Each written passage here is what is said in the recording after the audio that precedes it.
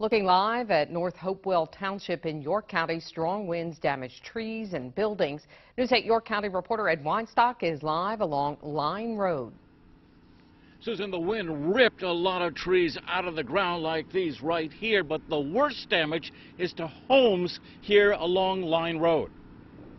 It was after 9 last night when Michael Farrow says his wife woke him up. She was hearing the sound of things being thrown at the house. Moments later, a powerful blast of wind pushed in the back of his home. His kitchen is in shambles right now, and Farrell says there may be some structural damage to his home. The back end of my house is pushed in. We have a tarp over right now, so it's open to the elements. There's rain, leaves all through the house now.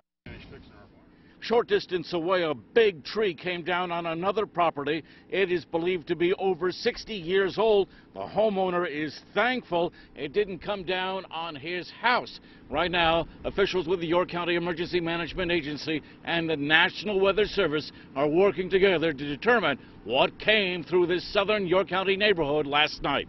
In York County, Ed Weinstock, News 8.